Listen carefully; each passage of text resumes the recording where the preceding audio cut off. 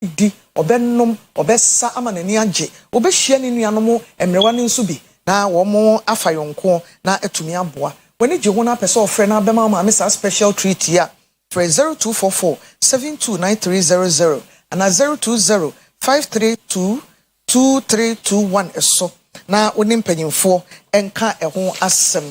ya kai mo Oyerepa Mother's Day celebration no eho amane enso anie midin de kwesi do ayemfa bre na afi yemfa kase ni twemu ento amuso Ghana Mampani His Excellency John Dramani Mahama ene wakeka ne ho ama wakoka soa winiba kwantempon a aban a etwemu no ene fi ase ne nso ho adwuma no enu ba bia no mguso a oye the big push dwuma yes ye de akwan ye ebesi ye ni so no enu nti na Mampani tu anamo yesim twani na nansa Matthew okudwuma na se bia mane a ode bae towards Cape Coast or Winneba or Mankesim would not have to use the side roads. They will use the middle, and that will free up the traffic on the side for them to work and complete that as quickly as possible. Central region is an attractive place for investment and tourism, but because of the constriction in the road network, it's been very difficult for people to open up their investments towards the central region. If you notice, Tema all the way to Dawa is attracting industries and investment. If we do this road network, it will allow some of the investors to begin to open factories in this corridor, and that will create jobs for the local people here. As the MP said, once we finish this main road,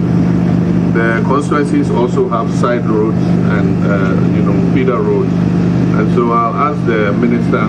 to look at some of those roads so that you don't have a beautiful highway just running through their constituencies without some of their roads being done. I'll also encourage the contractor for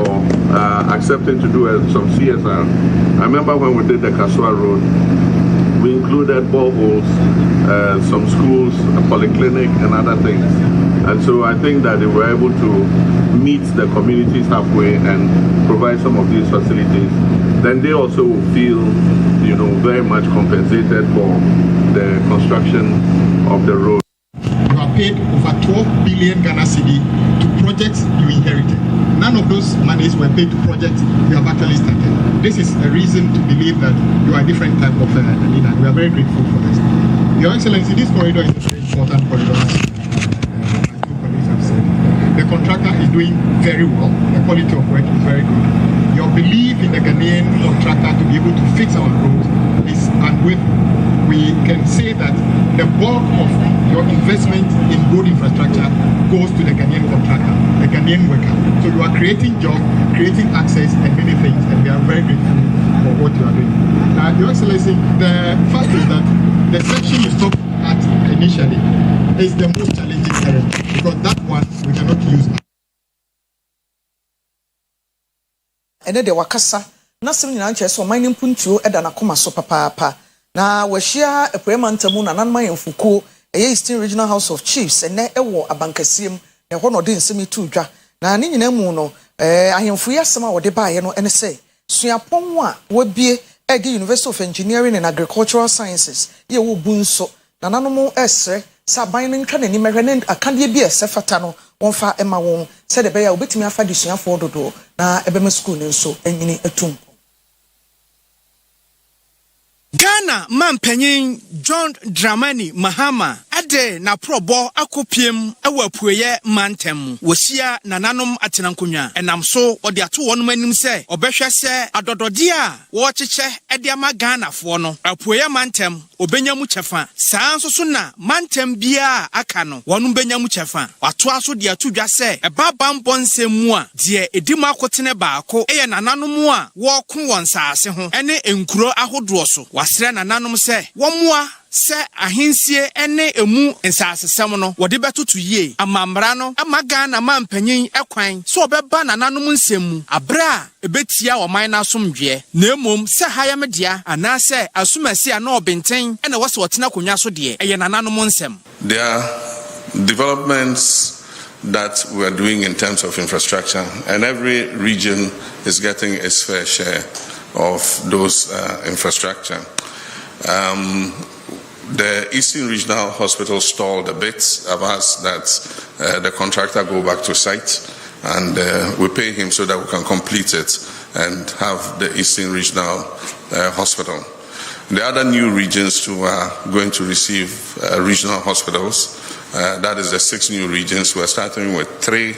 of their regional hospitals this year, and next year we'll cut short for the next 3 for the new regions. But one area of concern is security and conflict, and we realize that a major contributor to conflicts across the country is also the chieftaincy institution and issues of land boundaries. We believe that it's something that we need to work with the National House of Chiefs and the Regional House of Chiefs on. The 1992 Constitution barred government from interfering in chieftaincy matters, and it said that issues of chieftaincy disputes should be handled by the chiefs themselves. But it looks like it is difficult. Government only intervenes when law and order breaks down, but we cannot interfere in the customs and usages of the chieftaincy institution. Paramount Chief, our one menya krobo traditional area. Nene Sakiti the second added to Ghana Mampenyin enim se wayen hyehyea ode adesrede ama MMDC sa ewo apuye mantem se won pesika kakra ema nananom na won so won fa mprempuntu ebesi nei ayehwebuada ode to Ghana Mampenyin John Dramani Mahama enim se wonya wonom moa na MMDC si no common founder ode bre wonom no de nananom waso onya na ode yekuro ni yie no eya emma said wohwehwe no nananom so enyomo de a ebeboa ama amamu a yebu no won kronkromu no atumi anyini akonanim. Over the years, we've been asking the assembly support to run our traditional councils to strengthen local governance, preserve and facilitate cultural heritage, and enhance community development initiatives. However, nothing has come forth, and we are still supposed to deliver to the people in so many ways. Since we are not getting anywhere or any meaningful assistance from the MMDAs, we Nananum are seeking for our own common fund to alleviate the burden of delivery of services to our people. Local government is crucial in our development process, and the common fund for Nananum is appropriate and logical.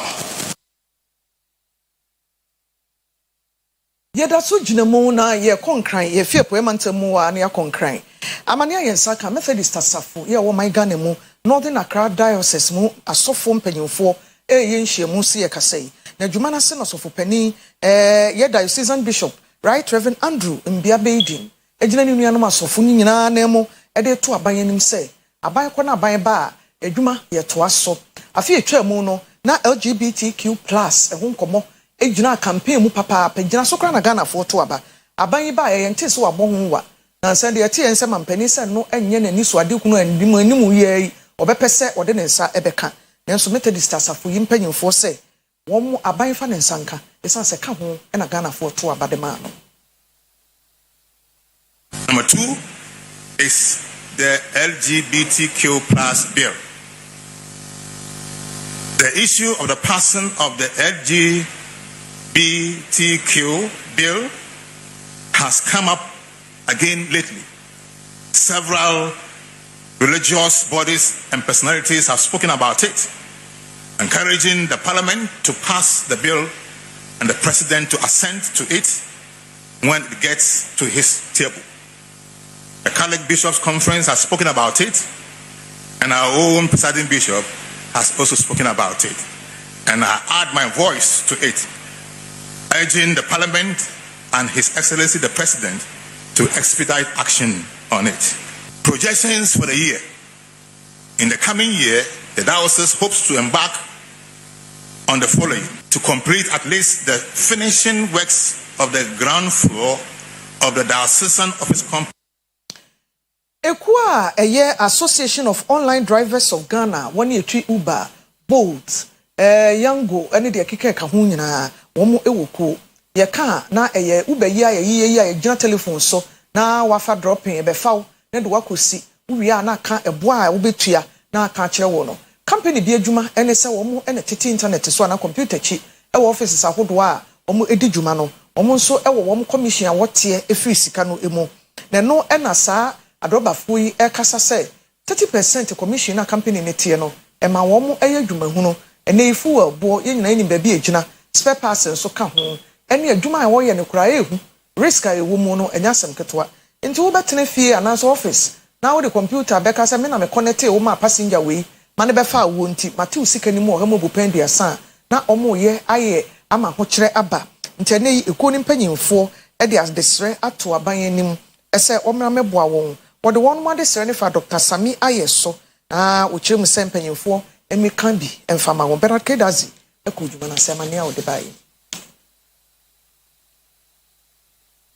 Association no kasa kire mu se eye commission rate a eda odwumadie so no piapia driver for netiko e refri o how ba akum side ko how fofrum esan se won mu dodo na eye rent won mu dan ho ka won mu entimi ntua enam sene won sikasam esi ekofom no executive secretary edema association no eye Augustine Mensa won no petition no present ye e no kasa kire mu se e wo se won mutimi ye proper regulations edema online driving sector no sene be ya ebetimi edi adwuma abre emabunu dodo na anya bia akra no bese 1 million direct job was say online drivers no one more major contributors edema economy no 24 hour ena one more eto fuel ahodo enu ntom de adesrede eto aban no anim se ne agencies ahodo a one mu ehye uber dwumadie mu no one mu entimi ne uber boat yango ene one a oye online driving system no enhia na one mu eni koma ahodo se ne be ya ebetumi aboa one dwumadie no e ma ye dwuma ne ye ho kire ye dwuma ye nyiska adaba fo ne bi kura ye dwuma ne ye pon wi ye san ko ye yire no mo ye nua no mo ho e ko jiska e de kan ye sika ho ansa na e jama ka wona se ye sesi ni na ye bakoya na se ye bai e ha ye e na adaba fo bebre ya pa mo mo fie ko so mo ntumi ntua rent se ye de da ye ka mo ye de dwuma deba ne be ye dwuma obeda obi bo so wa ko dwuma aba o fie re atwen o so be ba na so ba na dwubeda ne so rahima chi ne ko mo ntumi ntua fie aba e oden obepa mo eti yesre mo kebi maye mo no mo aka maye obi anti yasem eniti na no be yafra mo si yemba be hye mo ha na yemfa yasem nyina ko dan ye papa nyesi ye ka asem no so ache no keke ye bo evidence a ye de aka ye petition wo kire se wo ye dwuma dodo se ase na wonya Presidential Aid Edema Government Communications Ora Dr. Sami Ayi ono ena petition no wagina aban no enem egiye no de aseda ema association no e kasa che omo so mo ya de pa se won mo eye no asumdwe kwan so mo anya ne basabasa kwan so edin sem sei ne ka ho tudwa. I can assure you that this petition will be forwarded to His Excellency the President. Thank you. And I am happy that you've elucidated the benefits of online, driving. We know that all over the world, there are several countries that are into this business. When you go to the United States, millions of people have been employed through Uber and others. And so,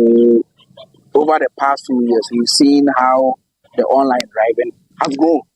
from Yango, Uber, Bolt, Shagzy, and what have you. It is very important that we have received this petition. I believe that government will review this petition. Government will contact the necessary, regulators and authorities who are in charge of, this activity. And we can assure you that within the reasonable time frame, we will respond appropriately.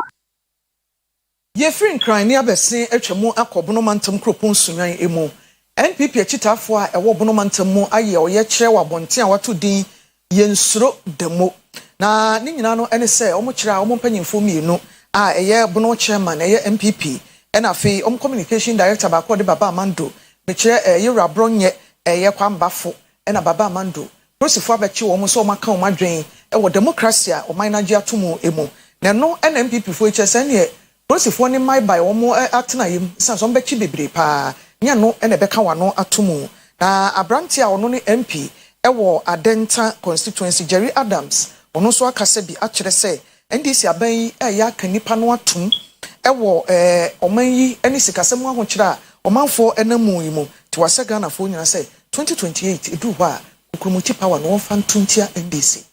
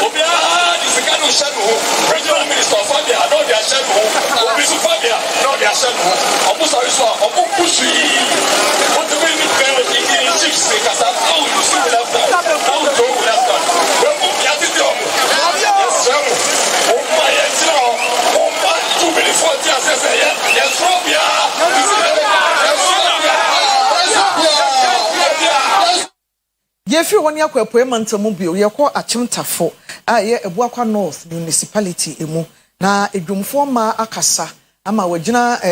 yensem training George Bota na emu de wade srese woto abanyenim sɛ edwa no ɛsɛe mfie du ane akyire nie sabre MP no wo yera JB danko adu a wonya ne ba bi kɔ ane besiesie edwa ne ma wo pavement ayefa so nyina wono na bɛhyehyɛ bi ma wo kama nanso efisi yewra efiri mu no obi antwa nani emehwe won bio amene nso to ana emene wo mo aban nyina bubu a akromfo kratimi si akire ebebo won kro no George Bota nchemu Ejadifo mano kasa chemu se edwom a won motie niema dodo na ene ha wonum onmanyamfo JB dankwa a wonya ne ba bi kro no saata ma no ye mahyebredwani no ene obeye edwa no ede ma wonum pavement blocks ahodo di gu ho se wodi besiesie edwa no di amom ni na amanfo awia efi se wogya edwa no to ho besi ne nya de a obi abeso dwanum so oye ede aboa wonum enam so ema niema dodo na ene ha wo mu edwom ho a won mo cheche won semusi Blindako Fema blindako me ye spices yema na yedwom ye wo haw pa edwom na atache wo ho ye ni toilet ye ni baby edwom so aha nyina sei so to atache e ma ni nyina fi edwom ha kogu abonten ti ama edwa na ye tim no edwa ne mma why se why haw ne say why ba why nya baby a nhegya enti no atache wo ho ntie nya baby a nhegya enti ne ye pa won chaw why make adokwa sensuo topa dia obi ni wo fra bonten ba ye ha ebe fisa keche nsuo gupe edwa ne yakefa ye jefa eda ne bebre asese ni abobo bompata ene atitim enuachi kakra na won ya aka na wa ha no so grofo agege a won titim ada ne bola se de minua ne kan ye na de pawo chewo wona wani se se ahima afo no ya sori ya ka cancel for womra ne anu won ko rounds nanka da bi kura wo beba ke nsuo nto wo hu se de abrabo na source no ye twa bosomeka efe de omo se busum afi bia yesan renew ya mprea na mo de ma 100 cedis afi de mo se mo sa atso 2 million ese yente ase store ba ko ye twa ticket ye twa bosomeka mo se yensan nya renew abiem container stores nketenkete ayewom eno so saa ye twa renew afi de yesan twa afi mo se yensan twa afi te se ye dwen hwa yente ase ene ma ye ton so nya he ye ntwa de ye ba kumasi ofuri krom eija extension e hwasem ne ye kan electricity for po bi aye e ho abakam e wo hwa ba bi e da no mofra twam ko school wo ho papa ehu omanfo ne so wabo akira kan so e maka na ne nyina mu edi adanse se ba bi e da no nyenti e mofra e fa ko school no ya na ehu e de ma omanfo ne bi ya amane ya efiri ho ba nchemu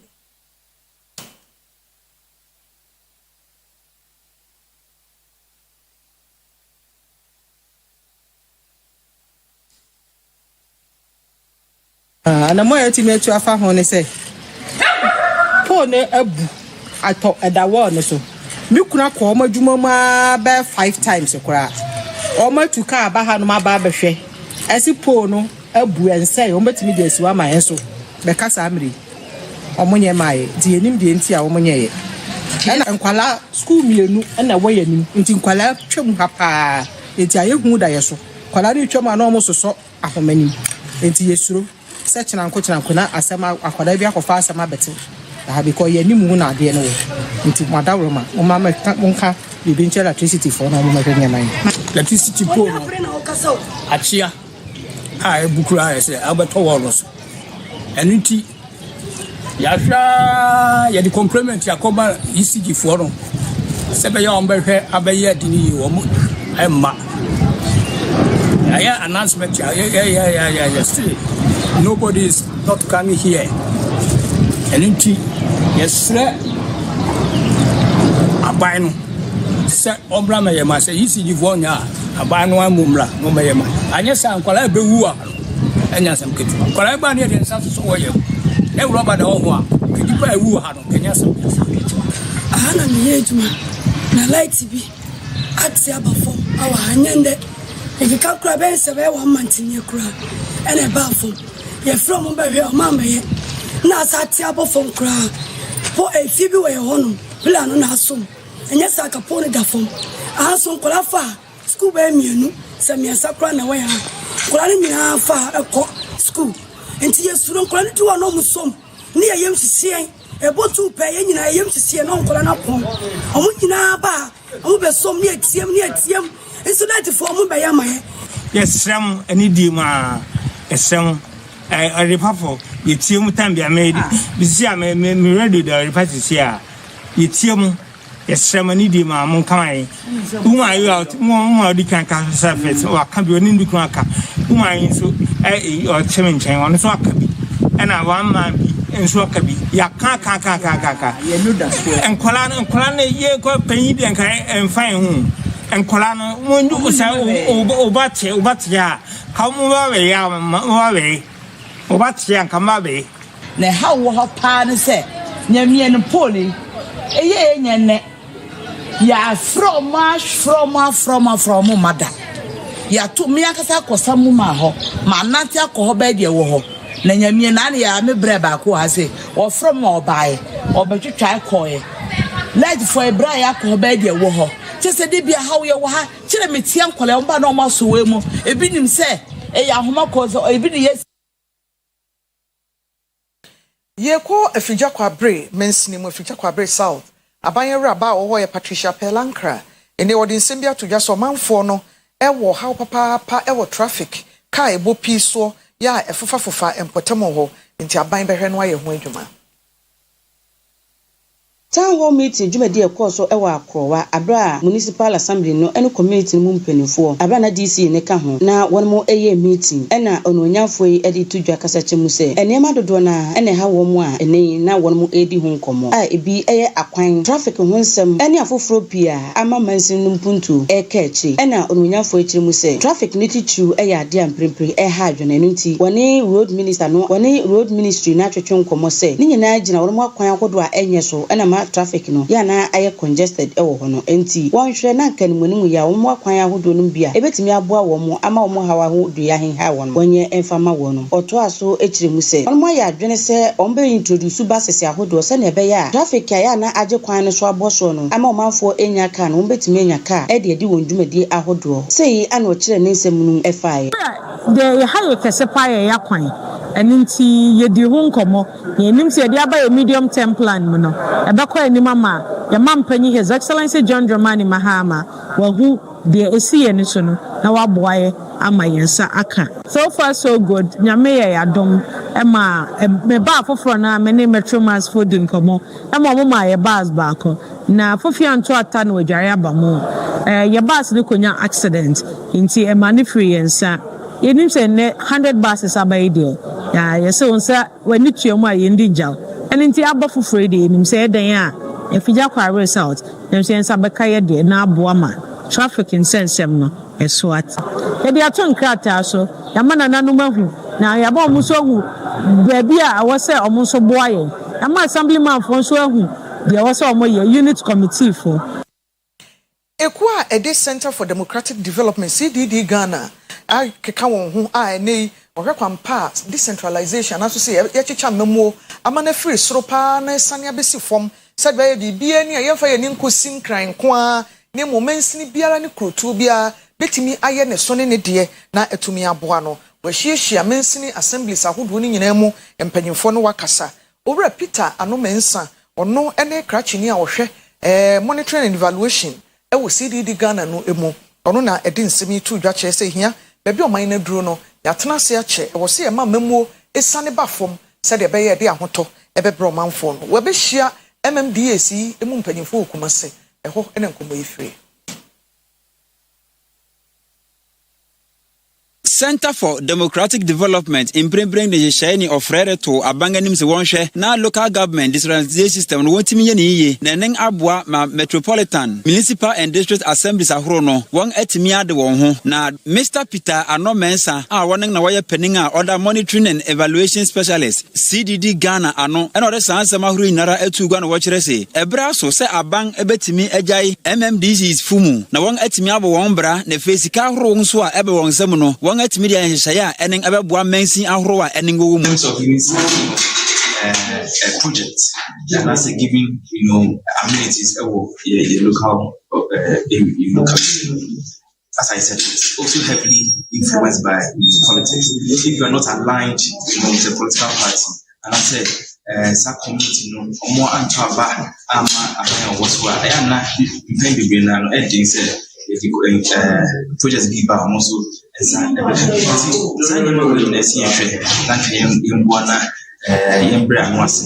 local government said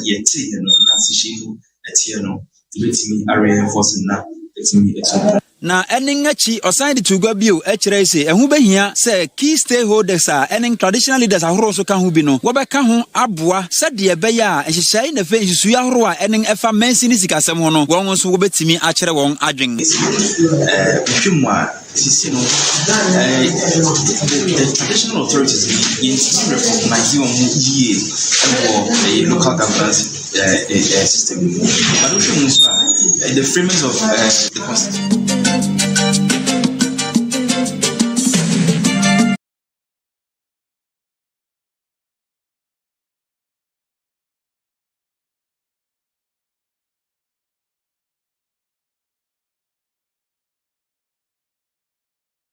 nkomomu ekakra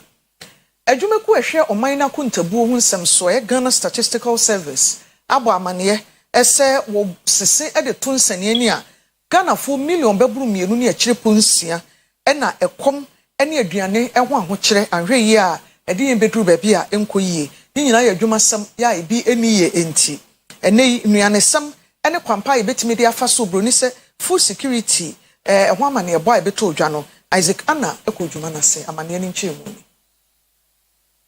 Ghana Statistical Service edi atugwa akire se imbrenbren oman Ghana fo a won dodo ye 2.6 million ena imbrenbren won aduandi ewo mangni mu no ewo fom na we nyinara eye nhyehyeye a enen no eka ho bi ama food security ewo mangni mu no akofom aye hu ye papa na opening kwancherefo a wonen na woda Ghana Statistical Service ano Dr. Alhassan Idrisu ena odin samahuru nyinara atugwa bre a orekasa ewo food security and vulnerability reporter Ghana Statistical Service erebetugwa na wei ena wode atugwa akire se imbrenbren eniema ahorowa akire se nipa dodo awo omagnimu won aduandi na fe okwan a wofa so ebu won bra no ewo form ma wo se de wodidi mpo wonya sika emfa hwe wo ho no eyade a enen akosoro ye papa na wei na Dr. Idrisu ede atugwa akire se saa hyehyai a enen won aye ene hwehwem a imbrenbren wode abatugwa yi ebeboa ama ban ehu biai a ewo so obu amang ne fa na efe hyehyai ahorowa obetimi aye na enen aboa ama Ghana fo asetrem abrabo atimi apagya na efe ni pedodo a wontimi nya aduan mpenga biesa ni ewoda kru biara mu no won so won atumi adidi eyinti orekokobo erema Ghana fo